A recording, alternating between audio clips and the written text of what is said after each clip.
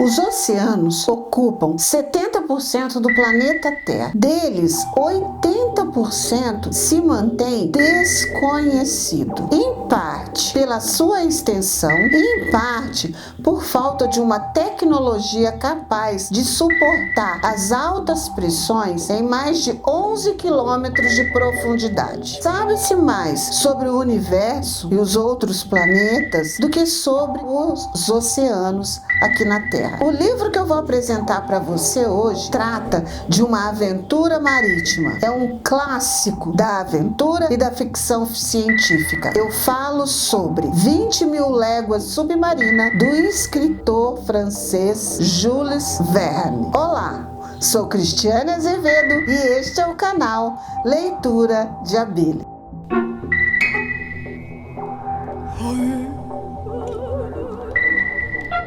Jules Verne, ou Júlio Verne, nasceu em Nantes, região portuária da França. Seu pai era um advogado. Ele era o filho mais velho e teve mais um irmão. Assim que ele concluiu seus estudos elementares, foi transferido para Paris para cursar direito, assim como seu pai. No entanto, a literatura era o seu grande talento. Ele escreveu dramas históricos, comédias, peças de teatro, porém não alcançou sucesso e fortuna com estas obras. Quando seu pai descobriu que ele desperdiçava seu talento e o dinheiro do pai com a literatura, ele cortou a sua mesada, fazendo com que Jules Verne fosse trabalhar na bolsa. E ele até que se saía bem, mas odiava esse trabalho. Continuou escrevendo, mas a sua produção ficou sendo algo íntimo. Conseguiu publicar nada nesse período. Se tornou amigo de Victor Hugo e Alexandre Dumas. Dizem que este segundo, Alexandre Dumas, foi praticamente um padrinho seu, dando-lhe orientações e dicas literárias. Seu sucesso vai acontecer mesmo quando ele começa a escrever para uma revista científica voltada para o público jovem. Essa revista era dividida em duas partes. Uma delas era bem didática, para tratar de assuntos científicos, e a outra parte tratava de narrativas e aventuras que tratasse de ciências, mas de uma forma mais suave, mais amena. Aí que entrava Jules Verne com os seus romances. A ideia de escrever 20.000 Léguas Submarina surge de um bilhete de uma escritora francesa chamada George Sand. Após ela ler 2 dos romances de Jules Verne, ela escreve um bilhete agradecendo pelas obras e desejando que no futuro ele escrevesse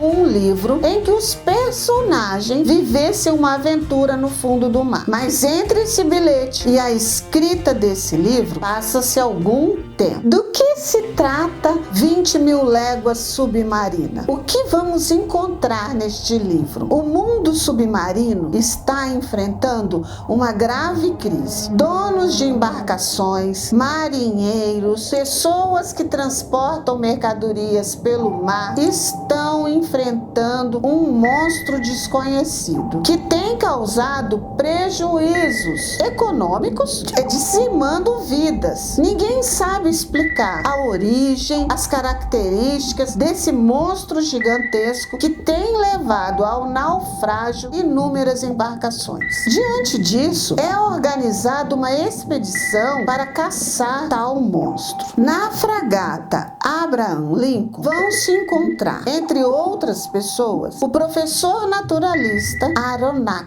seu fiel escudeiro com um selho, e um arpoador, um caçador de baleias, um caçador de animais marítimos canadense chamado Ned. A expedição começa e dura um longo tempo até eles finalmente avistarem o monstro. Ao avistarem o monstro, eles decidem atacá-lo. Ora, atacando o monstro contra-ataca. Quem vence é o monstro. A fragata Abraham Lincoln sofre um naufrágio e o professor Aronnax e seu fiel escudeiro Conselho sobrevivem, mas ficam naufragando, boiando pelos oceanos, esperando ser resgatados. Enquanto estão no mar, eles avistam algo que parece uma ilha. Nadam até lá, sobem e encontram outro sobrevivente, o arpoador canadense Ned. Enquanto estão lá e conversam sobre o naufrágio, conversam sobre a luta entre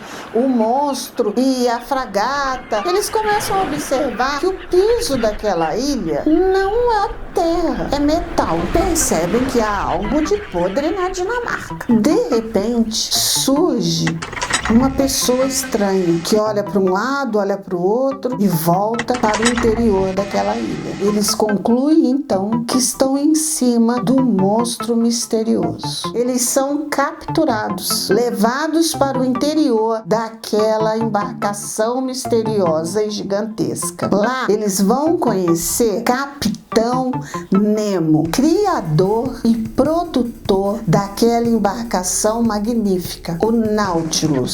Sim, o monstro, na verdade, é um submarino. Esse submarino, o Nautilus, acaba se tornando um outro personagem do livro, porque ele tem características incríveis. Ele afasta os animais dos ataques por conta de uma corrente elétrica. Ele tem um museu com quadros, estátuas. Ele tem biblioteca vastíssima, ele tem alojamentos, ele tem um refeitório, casa de máquinas, tem uma tripulação. E quando eles estão viajando pelo fundo do mar, as janelas do Nautilus se abrem, são vidros fortíssimos, e eles podem avistar tudo que está ali fora. É como se fosse um aquário gigantesco. Então o Nautilus, ele é um outro personagem do livro. O Capitão Nemo faz uma proposta para o professor Aronnax, Conselho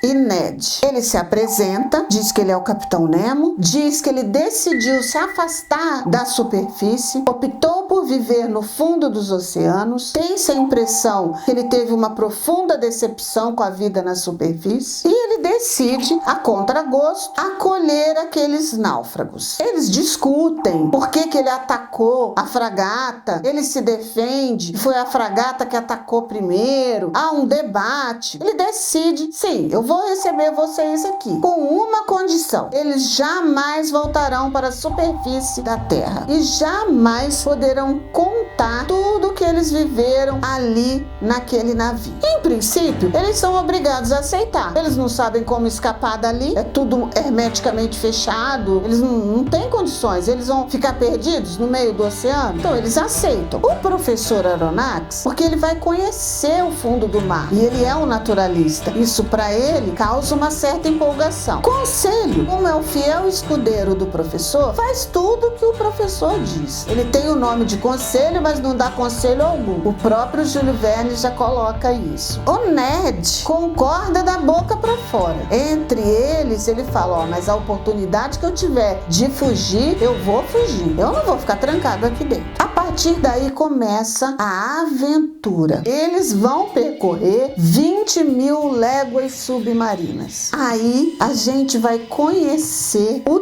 talento de Júlio Verne. Eu digo que a escrita desse autor, ela é muito detalhista. Ele descreve o fundo do mar, os animais, os seres que estão lá de uma forma primorosa. Ele descreve os mecanismos de uma maneira que a gente pensa assim: será que é possível que isso funcione? Porque você precisa considerar o seguinte: quando ele escreveu esse livro, existiam pesquisas para a construção de um submarino. Inclusive, o autor foi nos estaleiros aonde estavam sendo construídos protótipos de submarino, mas eles ainda não funcionavam. E os que existiam até então, eles não iam até o fundo do mar, porque eles dependiam estar ligados à superfície para poder receber o oxigênio. Quando ele descreve o submarino, quando ele descreve as roupas que eles usam para andar lá no fundo do mar, porque eles não vão ficar reclusos no submarino, não, eles vão fazer expedições no mar, e naquela época não existia essa tecnologia de mergulhadores, de usar oxigênio nas costas, não, tudo isso Júlio Verne foi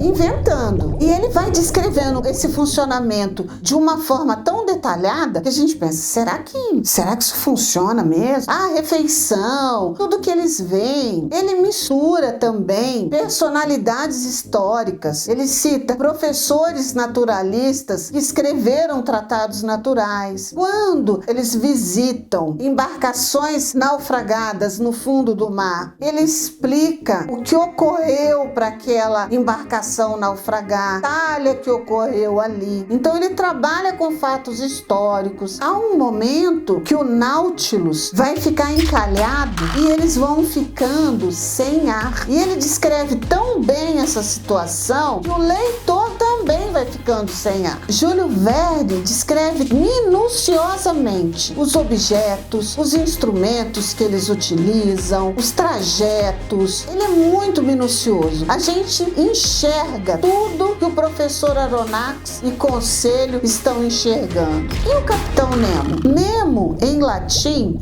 significa ninguém. Ele é um mistério. Ele tem uma fortuna dentro do submarino, em pepitas de ouro e em pérolas. Ele é capaz de matar, mas ao mesmo tempo, ele é capaz de chorar quando um membro da tripulação morre. Ele se solidariza com populações pobres, mas ao mesmo tempo, ele tem uma crueldade embutida dentro dele e ninguém sabe de onde vem. Então, Nemo é um verdadeiro mistério dentro do romance. A gente se pergunta, o que aconteceu com ele? Qual foi a sua decepção para que ele decida ficar longe da superfície? Por que ele tem essa fortuna? Para que tanta pérola, tanto ouro? Por quê? Para quê? Pergunta também, no decorrer do romance, qual será o destino da tripulação? Capitão Nemo é mocinho ou é o bandido? Eu